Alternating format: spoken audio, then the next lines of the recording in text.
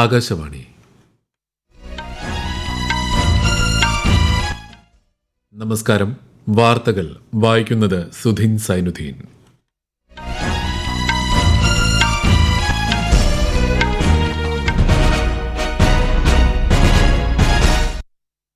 പ്രധാന വാർത്തകൾ. വിവിധ വിഷയങ്ങളിലെ പ്രതിപക്ഷ ബഹളത്തെ തുടർന്ന് പാർലമെന്റിന്റെ ഇരുസഭകളും ഇന്നത്തേക്ക് പിരിഞ്ഞു. 2025-26 വർഷത്തേക്ക് പ്രധാനമന്ത്രി ഉജ്ജ്വല യോജന ഉപഭോക്താക്കൾക്കുള്ള സബ്സിഡി തുടരുമെന്ന് കേന്ദ്ര മന്ത്രിസഭ. യുഎസിൽ നിന്ന് പ്രതിരോധോപകരണങ്ങൾ വാങ്ങുന്നതുമായി ബന്ധപ്പെട്ട ചർച്ചകൾ ഇന്ത്യ നിർത്തിവെച്ചതായുള്ള വാർത്തകൾ നിഷേധിച്ച് പ്രതിരോധ മന്ത്രാലയം. രാജ്യത്തെ സമ്പദ് വ്യവസ്ഥയെ ഉത്തേജിപ്പിക്കാൻ യുവാക്കൾക്ക് നൈപുണ്യ വികസനത്തിൽ പരിശീലനം നൽകണമെന്ന് കേന്ദ്ര സഹമന്ത്രി ജയന്ത് ചൌധരി. കേരളത്തിൽ ദേശീയപാത 66ന്റെ പ്രവർത്തനങ്ങൾ സമയബന്ധിതമായി പൂർത്തിയാക്കാൻ നിർദ്ദേശം നൽകി മന്ത്രി PA മുഹമ്മദ് റിയാസ്. വാർത്തകൾ വിശദമായി. ബീഹാറിലെ വോട്ടർ പട്ടിക പരിഷ്കരണം ഉൾപ്പെടെയുള്ള വിഷയങ്ങളിലെ പ്രതിപക്ഷ ബഹളത്തെ തുടർന്ന് പാർലമെന്റിന്റെ ഇരുസഭകളും ഇന്നത്തേക്ക് പിരിഞ്ഞു. ക്വിറ്റ് ഇന്ത്യ പ്രസ്ഥാനത്തിന് കീഴിൽ ഇന്ത്യയുടെ സ്വാതന്ത്ര്യത്തിനായി പോരാടിയവർക്ക് ആദരാഞ്ജലികൾ അർപ്പിച്ചുകൊണ്ടാണ് ഇരുസഭകളും സമ്മേളനം ആരംഭിച്ചത്. ഉച്ചയ്ക്ക് 12 മണിവരെ നിർത്തിവെച്ച രാജ്യസഭയിൽ നടപടികൾ പുനരാരംഭിച്ചെങ്കിലും പ്രതിഷേധം രൂക്ഷമായതോടെ ഇന്നത്തേക്ക് പിരിയുകയായിരുന്നു. 12 മണിവരെ നിർത്തിവെച്ച ലോക്സഭ 3 മണിക്ക് നടപടികൾ പുനരാരംഭിച്ചെങ്കിലും ബഹളം രൂക്ഷമായതോടെ ഇന്നത്തേക്ക് പിരിഞ്ഞു. 2025-26 സാമ്പത്തിക വർഷത്തേക്ക് പ്രധാനമന്ത്രി ഉജ്ജ്വല യോജന ഉപഭോക്താക്കൾക്കുള്ള സബ്സിഡി ആനുകൂല്യം തുടരാൻ കേന്ദ്ര മന്ത്രിസഭാ യോഗത്തിൽ തീരുമാനം.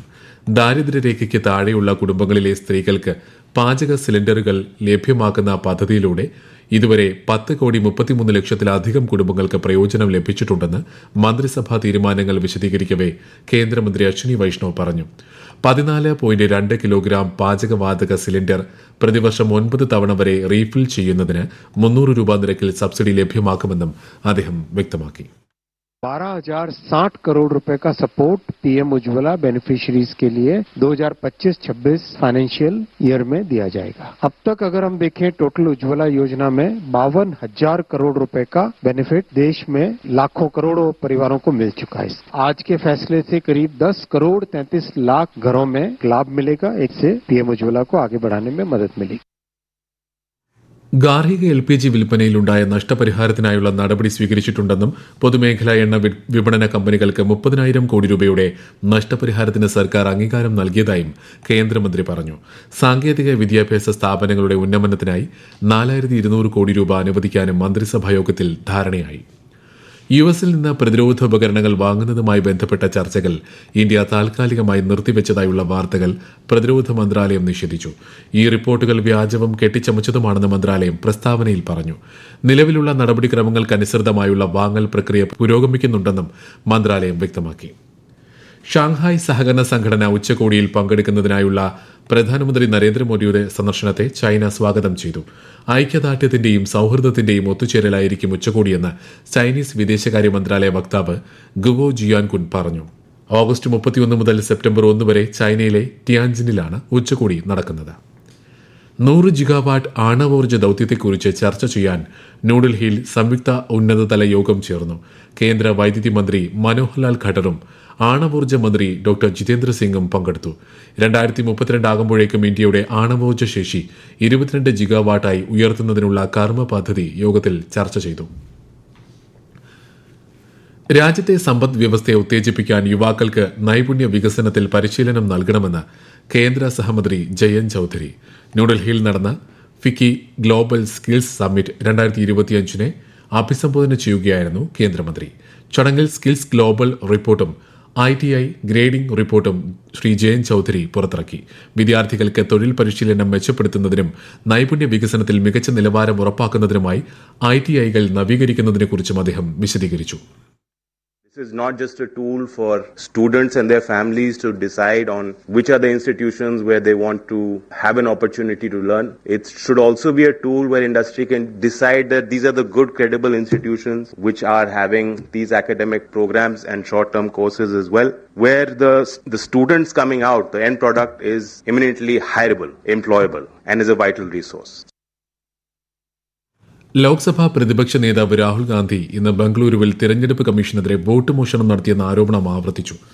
കഴിഞ്ഞ 10 വർഷത്തെ അഖിലേന്ത്യാ ഇലക്ട്രോണിക് വോട്ടർ പട്ടികയും വീഡിയോഗ്രഫിയും കൈമാറണമെന്നാവശ്യപ്പെട്ട രാഹുൽ ഗാന്ധി വോട്ടർ പട്ടികയിൽ കൃത്രിമം കാണിച്ച് തിരഞ്ഞെടുപ്പ് കമ്മീഷൻ BJPയെ സഹായിക്കുകയാണെന്നും ആരോപിച്ചു. മഹാദേവപുര നിയമസഭാ മണ്ഡലത്തിലെ വോട്ട് മോഷണത്തെക്കുറിച്ച് കർണാടക സർക്കാർ അന്വേഷിക്കണമെന്നും അദ്ദേഹം ആവശ്യമുന്നയിച്ചു. വോട്ടർ പട്ടിക പരിഷ്കരണം സംബന്ധിച്ച് രാഹുൽ ഗാന്ധിയുടെ ആരോപണങ്ങൾ അടിസ്ഥാനരഹിതമാണെന്ന് BJP MP ശശാങ്ക് മണി പറഞ്ഞു. ശരിയായ വോട്ടർമാരെ പട്ടികയിൽ ഉൾപ്പെടുത്തുക എന്നതാണ് വോട്ടർ പട്ടിക പരിഷ്കരണത്തിന്റെ ലക്ഷ്യമെന്ന് അദ്ദേഹം ആകാശവാണി വാർത്തകളോട് പറഞ്ഞു. ആകാശവാണി വാർത്തകളും വാർത്താ അധിഷ്ഠിത പരിപാടികളും All India Radio news Thiruvananthapuram YouTube ചാനലിലും @All India Radio news Thiruvananthapuram Facebook പേജിലും AIR News _തിരുവനന്തപുരം ഇൻസ്റ്റഗ്രാം അക്കൌണ്ടിലും @AIR News _TVM X ഹാൻഡിലും ലഭ്യമാണ്. സഹോദരി സഹോദരന്മാർ തമ്മിലുള്ള സ്നേഹത്തിന്റെയും വിശ്വാസത്തിന്റെയും അതുല്യമായ ബന്ധത്തെയാണ് രക്ഷാബന്ധൻ എന്ന ഉത്സവം സൂചിപ്പിക്കുന്നതെന്ന് രാഷ്ട്രപതി ദ്രൗപദി മുർമു. ഓരോ സ്ത്രീയും സുരക്ഷിതയാണെന്ന് തോന്നുകയും രാജ്യത്തിന്റെ വികസനത്തിന് സജീവമായി സംഭാവന നൽകുകയും ചെയ്യുന്ന സമ്പന്നമായ രാജ്യം കെട്ടിപ്പടുക്കുമെന്ന് പ്രതിജ്ഞയെടുക്കാൻ ജനങ്ങളോട് രാഷ്ട്രപതി അഭ്യർത്ഥിച്ചു. 79ാമത് സ്വാതന്ത്ര്യദിനാഘോഷത്തിന് മുന്നോടിയായി രാജ്യത്തുടനീളം ഹർ ഘർ തിരംഗ ഹർ ഘർ സ്വച്ഛതാ ക്യാമ്പയിന് തുടക്കമായി. ഓഗസ്റ്റ് 15 വരെയാണ് ക്യാമ്പയിൻ. പരിപാടിയുടെ ഭാഗമായി തിരംഗ ഘോഷയാത്രകൾ, ശുചിത്വ റാലികൾ തുടങ്ങിയവ സംഘടിപ്പിക്കും. പ്രേക്ഷകർക്ക് വാർത്തകൾ, വിദ്യാഭ്യാസ വിനോദ പരിപാടികൾ എന്നിവ തടസ്സമില്ലാതെ ലഭ്യമാക്കുന്നതിനുള്ള പ്രവർത്തനങ്ങൾ പ്രസാർ ഭാരതി നടത്തിവരുന്നതായി പ്രസാർ ഭാരതി CEO ഗൌരവ് ദ്വിവേദി ന്യൂഡൽഹിയിൽ വേവ്സ് OTT പ്ലാറ്റ്ഫോമിലെ മാഗസിൻ സ്റ്റോർ ഉദ്ഘാടനം ചെയ്യുകയായിരുന്നു അദ്ദേഹം. Waves OTT is Prasar Bharati's streaming platform that we launched in November of last year. And in addition to the audio and the video and video on demand and streaming services that we had also launched Ministry of Information and Broadcasting's publications. And this magazine store, this will provide access to about 50 plus titles from 8 different magazines across multiple Indian languages. ഉത്തരാഖണ്ഡിലെ ദുരന്തബാധിതമായ ദരാലി പ്രദേശത്ത് തുടർച്ചയായ 4ാം ദിവസവും കേന്ദ്ര സംസ്ഥാന സംഘങ്ങൾ രക്ഷാപ്രവർത്തനങ്ങൾ തുടരുന്നു. കുടിവെള്ളം, മരുന്നുകൾ, ഭക്ഷ്യധാന്യങ്ങൾ എന്നിവയുൾപ്പെടെയുള്ള ദുരിതാശ്വാസ സാമഗ്രികൾ ഹെലികോപ്റ്ററുകൾ വഴി ദുരിതബാധിത പ്രദേശങ്ങളിലെത്തിച്ചു. രക്ഷാപ്രവർത്തനങ്ങൾ മുഖ്യമന്ത്രി പുഷ്കർ സിംഗ് ധാമി വിലയിരുത്തി. കേരളത്തിൽ ദേശീയപാത 66ന്റെ പ്രവർത്തനങ്ങൾ സമയബന്ധിതമായി പൂർത്തിയാക്കണമെന്ന് മന്ത്രി PA മുഹമ്മദ് റിയാസ് നിർദ്ദേശം നൽകി. പ്രവൃത്തികളിൽ ഗുണനിലവാരം ഉറപ്പുവരുത്തണമെന്നും മന്ത്രി നിർദ്ദേശിച്ചു. ദേശീയപാത പ്രവൃത്തികൾ അവലോകനം ചെയ്യാൻ ചേർന്ന ഉന്നതതല യോഗത്തിലാണ് മന്ത്രി ദേശീയപാത അതോറിറ്റി ഉദ്യോഗസ്ഥർക്ക് നിർദ്ദേശം നൽകിയത്. ദേശീയപാത 66ന്റെ 70% പ്രവൃത്തികൾ പൂർത്തീകരിച്ചുവെന്ന് അതോറിറ്റി വ്യക്തമാക്കി. തിരുവനന്തപുരത്തെ ബ്രഹ്മോസ് എയ്റോസ്പേസ് നിർമ്മാണ സ്ഥാപനം നിലനിർത്തണമെന്നാവശ്യപ്പെട്ട് രാജ്യരക്ഷാമന്ത്രി രാജ്നാഥ് സിംഗിന് മുഖ്യമന്ത്രി പിണറായി വിജയൻ കത്തെഴുതി. ബ്രഹ്മോസ് എയ്റോസ്പേസ് തിരുവനന്തപുരം ലിമിറ്റഡിനെ മാതൃക കമ്പനിയായ ബ്രഹ്മോസ് എയ്റോസ്പേസ് പ്രൈവറ്റ് ലിമിറ്റഡിൽ നിന്ന് വേർപെടുത്താൻ നടപടികൾ ആരംഭിച്ചതായുള്ള വിവരം ആശങ്കാജനകമാണെന്ന് മുഖ്യമന്ത്രി കത്തിൽ ചൂണ്ടിക്കാട്ടി. കേരളത്തിൽ തദ്ദേശ തെരഞ്ഞെടുപ്പിന്റെ വോട്ടർ പട്ടിക പുതുക്കലിന്റെ ഭാഗമായി തദ്ദേശ സ്ഥാപനങ്ങൾ നാളെയും മറ്റന്നാളും തുറന്ന് പ്രവർത്തിക്കും. കരട് വോട്ടർ പട്ടിക പുതുക്കുന്നതിനുള്ള തീയതി ഈ മാസം 12 വരെ നീട്ടിയിട്ടുണ്ട്.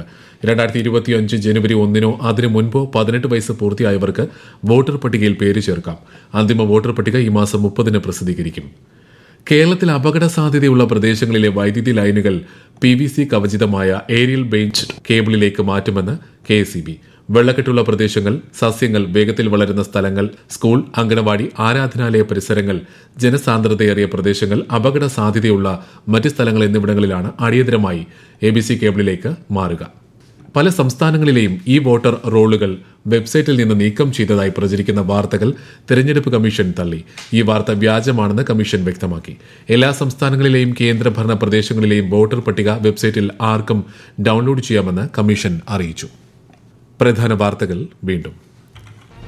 വിവിധ വിഷയങ്ങളിലെ പ്രതിപക്ഷ ബഹളത്തെ തുടർന്ന് പാർലമെന്റിന്റെ ഇരുസഭകളും ഇന്നത്തേക്ക് പിരിഞ്ഞു.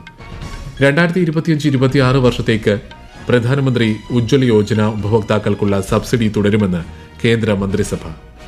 US-ൽ നിന്ന് പ്രതിരോധ ഉപകരണങ്ങൾ വാങ്ങുന്നതുമായി ബന്ധപ്പെട്ട ചർച്ചകൾ ഇന്ത്യ നിർത്തിവെച്ചതായുള്ള വാർത്തകൾ നിഷേധിച്ച് പ്രതിരോധ മന്ത്രാലയം. രാജ്യത്തെ സമ്പദ് വ്യവസ്ഥയെ ഉത്തേജിപ്പിക്കാൻ യുവാക്കൾക്ക് നൈപുണ്യ വികസനത്തിൽ പരിശീലനം നൽകണമെന്ന് കേന്ദ്ര സഹമന്ത്രി ജയന്ത് ചൌധരി. കേരളത്തിൽ ദേശീയപാത 66ന്റെ പ്രവർത്തനങ്ങൾ സമയബന്ധിതമായി പൂർത്തിയാക്കാൻ നിർദ്ദേശം നൽകി മന്ത്രി PA മുഹമ്മദ് റിയാസ്. വാർത്തകൾ കഴിഞ്ഞു. അടുത്ത വാർത്താ പ്രക്ഷേപണം 8:35.